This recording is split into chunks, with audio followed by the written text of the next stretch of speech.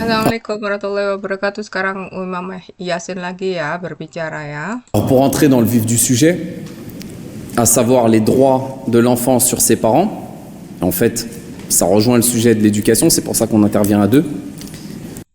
Jadi sekarang beliau meneruskan subjek tentang les droits des enfants sur leurs parents. Jadi hak anak terhadap orang tuanya. Le premier qu'il a mentionné, Omar, radiallahu anhu, c'est quoi? C'est irtiyar zawjah. Nah ini dia apa yang disebutkan Umar. Kalau Anda ingat dalam video sebelumnya, Umar akan menyebutkan hak anak pada orang tuanya adalah mendapatkan ibu yang baik atau ayah yang baik. Le premier droit que l'enfant il a sur ses parents, il est même pas né. Vous avez compris ce que j'ai dit? Le choix de l'épouse. L'enfant il est même pas né. Ses parents ils sont même pas encore. Anak belum dilahirkan, dia sudah dapat hak menurut Islam. Belum diciptakan loh. Anak itu berhak mendapatkan orang tua yang baik, terutama dari ibu. Saya pernah membawakan di webinar tentang penelitian tahun 1960 ya. Diteliti tentang anak-anak kecil yang umurnya sekitar 4 sampai 5 tahun ditaruh satu demi satu dipanggil di suatu ruangan tertutup, ada kamera tersembunyi. Kemudian anak itu didatangi seorang psikolog, dikasih marshmallow. Kalau sekarang penelitiannya diganti, ada yang permen, ada coklat, ada muffin, ada kue apa. Tapi hasilnya tetap sama. Anak-anak sekitar umur-umur segitu, mereka mulai pikirannya sudah mulai berjalan ya. Jadi mulai TK, umur TK sampai SD gitu ya. Sebelum SD mungkin ya. Itu ternyata anak-anak yang menahan diri kan dalam tes itu disebutkan gini. Kamu boleh dapat marshmallow sekarang, kamu makan. Tapi kalau kamu nunggu 10 menit lagi, saya akan datang, saya kasih kamu marshmallow kedua. Jadi kamu dapat 2 marshmallow. Kemudian anak-anak ini diteliti sekitar 30 tahun kemudian. Jadi diteliti itu selama itu ya, sampai 40 tahun maaf. Jadi diteliti dari mulai 10 tahun kemudian, berarti masuk SMP, SMA, ya kuliah, bahkan sudah menikah, punya anak ya. Itu diteliti, ternyata anak-anak yang bisa menahan diri, yang berpikir aku bisa dapat 2 marshmallow dalam 10 menit, anak-anak yang menahan diri seperti ini, itu disebut punya delay gratification. Jadi mereka bisa menahan diri, mendapatkan manfaat lebih besar nanti. Anak-anak seperti ini tuh biasanya itu mereka tuh bisa belajar lebih bagus, IQ-nya lebih tinggi, dan mereka bisa sabar kalau ada tantangan, kuliahnya juga lebih bagus. Kemudian ketika mereka menikah ada masalah nggak gampang give up ya. Kemudian pada akhirnya karirnya bagus. Jadi istilahnya anak-anak yang punya delay gratification ini lebih sukses daripada anak-anak yang lebih cepat kepingin dapat 1 marshmallow saat itu juga. Efeknya seperti itu. Contoh yang paling gampang kalau Anda lihat, kenapa banyak korupsi? Karena orang itu merasa punya kesempatan mencuri uang negara karena dia punya posisi jabatan yang tinggi. Orang seperti ini adalah orang-orang yang tidak bisa menahan diri. Mereka merasa mumpung mumpung aku punya kuasa, aku ambil untuk keluargaku. Aku bisa kaya raya dari uang ini. Padahal itu uang haram, uang rakyat. Itu. Ini contoh efeknya yang terjadi di sekitar kita. Ya. Nah, setelah diteliti, makanya penelitiannya berlanjut. Awalnya 30, akhirnya menjadi 40 tahun ada penelitian. Anak-anak ini diteliti, ternyata anak-anak yang punya delay gratification, yang bisa menahan diri dan mendapat 2 marshmallow itu, ternyata tuh dididik oleh ibu yang punya college degree. Pada zaman itu tahun 60-an itu jarang orang perempuan bisa masuk university. College degree itu yang paling tinggi.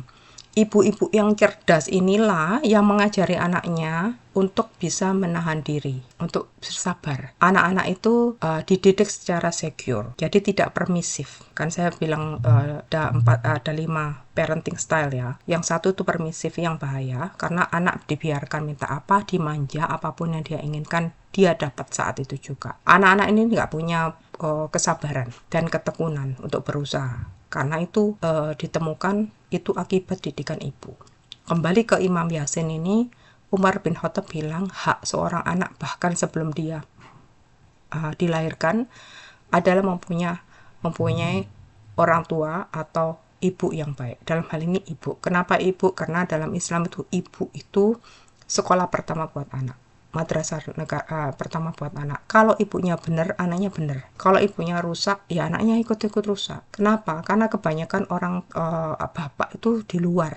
Dia mencari kerja di luar, dia pulang, dia anaknya tuh harus dididik lebih banyak dengan ibunya daripada dengan bapaknya. Nanti ada lagi tentang teori attachment style yang akan saya bahas. Oke, tapi sekarang kita lanjutkan ini dulu ya. Marié, il a déjà un droit. Le futur enfant qui va naître, il a déjà un droit sur ses parents. C'est quoi? C'est que son futur père choisisse correctement son épouse, la future mère qui va porter ses enfants, et vice-versa.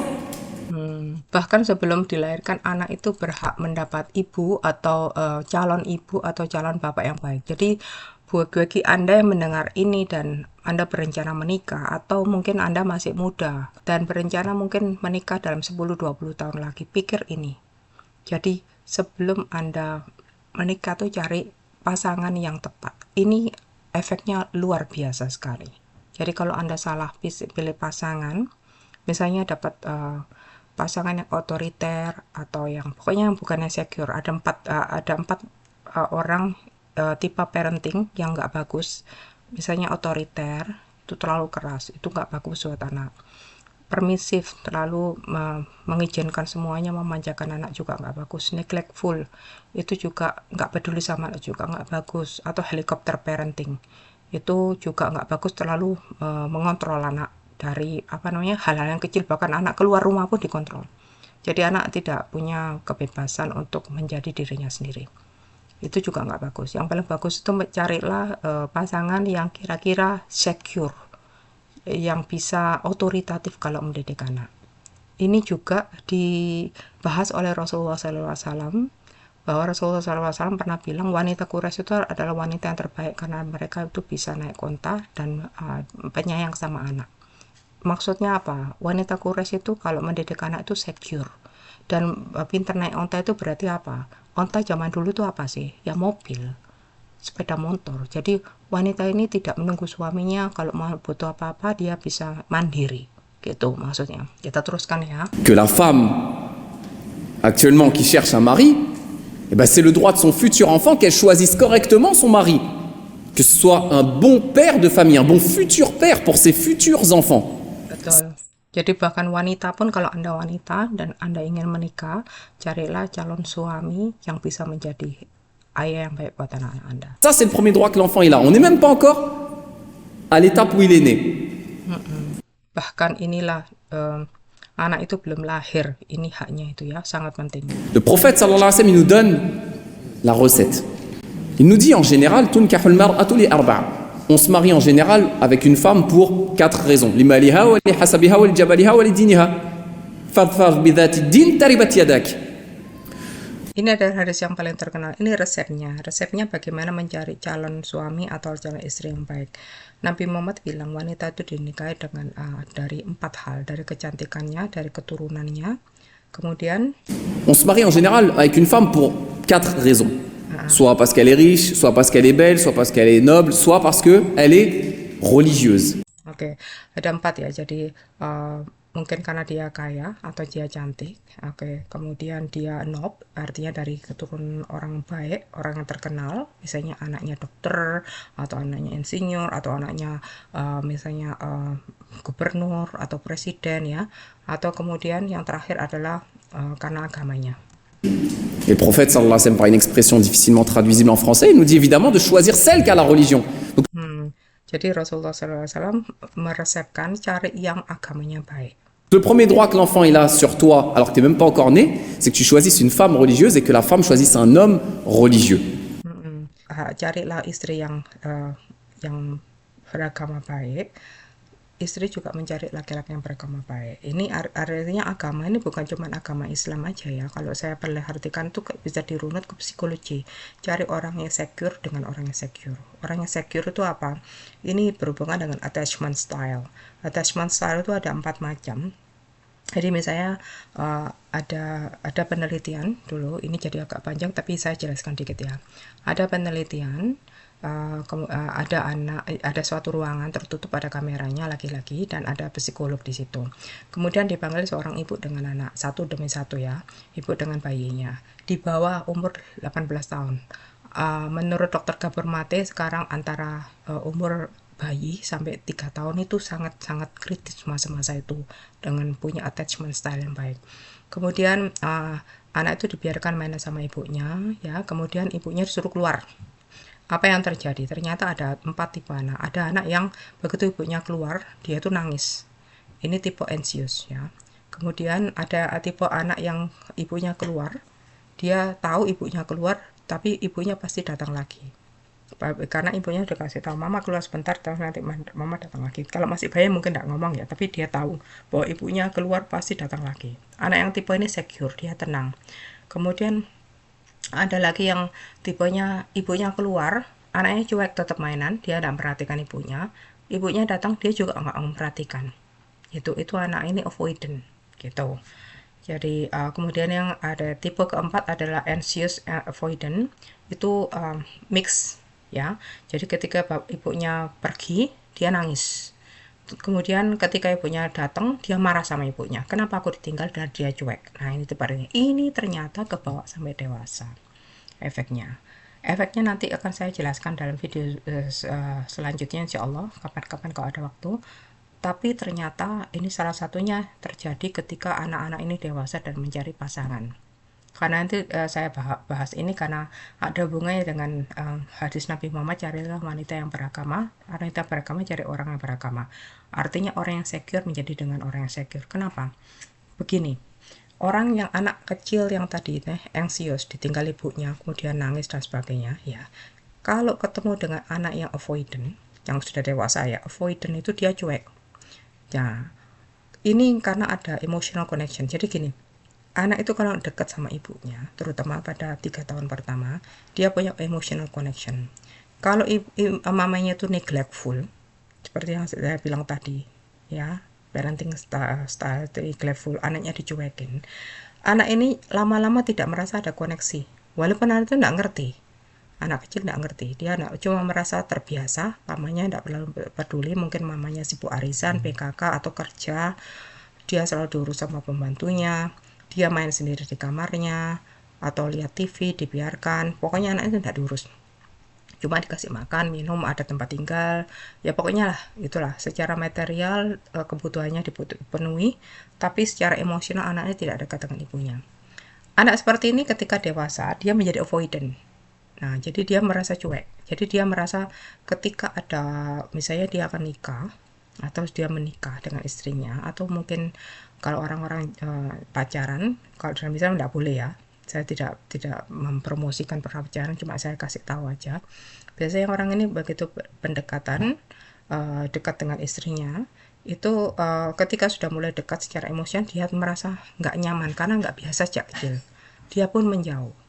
Dia mungkin mengunci diri kamar, jarang ketemu ngobrol-ngobrol sama istrinya, sama anaknya, karena dia merasa tidak nyaman. Tuh, akhirnya dia menjadi neglectful parent itu. Nah, kalau istrinya tidak tahu, istrinya tipe anxious, dia akan mengejar. Dia merasa, kok aku dicueki, kok aku ditinggal terus, mungkin ditinggal keluar kota atau alasan apa, aku nggak disayang. Dia akan merasa anxious. Orang seperti ini akhirnya kalau dia masih pacaran biasanya akhirnya putus kemudian kembali lagi, itu efeknya di situ. Nah, yang nggak baik adalah ke anaknya itu. Ini saya cerita ini, kita teruskan dulu ya, nanti kita bahas lagi di video selanjutnya ya. C'est la première chose. Deuxième chose, Omar ibn Khattab, il nous parle de quoi? Il nous parle de nom. Le choix du nom. Le prophète sallallahu alayhi wa sallam nous dit innakum tud'auna yawm al-qiyamah bi asma'ikum wa asma'i abaikum fa ahsinu asma'akum. Le droit que l'enfant il a sur ses parents, là ça y est maintenant il est né, ou pendant la grossesse, même si la sunna c'est de lui donner le nom le 7e jour, c'est autre chose, que les parents choisissent un beau nom. Jadi hak kedua anak adalah mendapat nama yang baik. Jadi ketika sudah mulai hamil, coba pikirkan nama yang baik buat anaknya. Kenapa? Karena nama yang baik itu doa. Vous savez, les Arabes, ils partaient du principe, et c'est pas que dans la culture arabe, que le prénom que tu as, il va influencer ta manière d'être. Je reprends. Ini dia. Di kultur Arab, nama kamu itu, nama panggilan kamu, nama pertama kamu itu mempengaruhi kamu cara berpikirmu. Mempengaruhi kamu nanti seperti apa. Itu. Ada hadisnya sebetulnya. Prends l'exemple de Sheikh Mahdi. Tu t'appelles Omar Al-Farouq. Ça doit t'influencer dans ton comportement. C'est pas normal qu'on ait des Omar en prison, des Omar qui vendent de la drogue. Ah, c'est pas normal. Ya, beliau menyebutkan sebuah contoh anak yang diberi nama Umar Al-Faruq meniru Umar ibn Khattab. Sebutannya kan Umar Al-Faruq. Al-Faruq itu adalah orang yang tahu benar dan salah, halal dan haram. Harusnya itu terbawa dengan kehidupan sehari-hari anak itu. Jadi nggak normal kalau ada anak bernama Umar Al-Faruq itu masuk penjara atau ngedrak atau berbuat yang haram-haram. Tu t'appelles Omar ou tu as un nom de prophète. Tu t'appelles Mohammed. Atau nama seorang nabi, misalnya Muhammad. Ça doit t'influencer normalement dans ta façon d'être. Tu dois chercher à ressembler à celui qui porte le même prénom que toi, Mohammed. Harusnya tuh kalian yang punya nama Muhammad itu berusaha menjadi seperti Rasulullah SAW. Ikuti nama itu, harusnya membuat kita tahu aku harus mengikuti orang yang seperti ini, yang punya nama ini. Mohammed sallallahu alayhi wa sallam. Donc ça, c'est un droit que l'enfant il a sur ses parents qui lui choisissent un beau prénom. Et le prophète sallallahu alayhi wa sallam nous dit Inna habba asma'ikum ilallah Abdullah wa Abdurrahman. Les meilleurs des prénoms, c'est Abdullah et Abdurrahman. Nabi Muhammad menyebut Abdullah atau Abdurrahman. Itu nama yang paling bagus. Donc ça, c'est important que l'enfant il ait un beau prénom, que ses enfants ils choisissent un beau prénom, ce qui n'était pas le cas dans l'histoire qu'on a racontée de Omar, puisqu'il l'a appelé Scarabée. Contoh yang ingat video sebelumnya, ada anak yang ayahnya komplain ke Umar bin Khattab tentang anaknya yang durhaka. Ternyata anaknya bilang bahwa dia dinamakan nama Scarabée, jadi seperti insek. Bahasa Perancisnya Scarabée. Scarabée itu ini, namanya ini. Un autre droit que l'enfant il a sur ses parents, c'est une chose qui est devenue culturelle en fait chez nous. C'est al-aqiqah. Que c'est l'aqiqah? Ne traduisez pas par baptême, hein. C'est pas un baptême. Kemudian hak lainnya adalah akikoh. Akikoh itu bukan baptis ya, seperti Kristen, bukan lain. L'aqiqah, avec toutes les règles juridiques qui vont avec, hein, le sacrifice, etc. Ça, c'est un droit que l'enfant il a sur ses parents. Écoutez bien. Le prophète sallallahu alayhi wa sallam nous dit Al-ghulam murtahanun bi'aqiqatihi yudhbahu anhu yawm as-sabi' wa yusamma wa yuhlaq ra'suhu. Le prophète sallallahu alayhi wa sallam nous dit l'enfant, le bébé, il est otage, et on va revenir sur le sens de ce mot-là, c'est ça qui est important. Il est otage de sa aqiqa. Qu'est-ce que ça veut dire? Il est otage de sa aqiqa. On égorgera pour lui le 7e jour. On sacrifiera une bête le 7e jour. 1, 2, c'est des divergences dans les madhahib, ça s'étudie en fiqh, c'est pas le sujet. Oui, Samma, et on lui donne le prénom. Normalement, à Sunna, c'est ça, le 7e jour, on donne le prénom à l'enfant. Jadi ada hadis Nabi Muhammad SAW bahwa anak itu otas. Otas itu apa ya? Seperti tahanan gitu. Jadi anak itu tertahan kecuali setelah dia dikasih akikoh. Jadi 7 hari setelah kelahirannya itu disunahkan kalau anak laki itu menyembelih 2 ekor kambing, kalau anak perempuan 1 ekor kambing. Kemudian rambutnya dicukur, itu sunnahnya. Kemudian diberi nama yang baik gitu. Et on lui rase la tête, là aussi vous connaissez, avec les règles spécifiques. Ce qui nous intéresse, c'est Mortahanun. L'enfant, il est otage de sa aqiqa. Pourquoi on fait la aqiqa?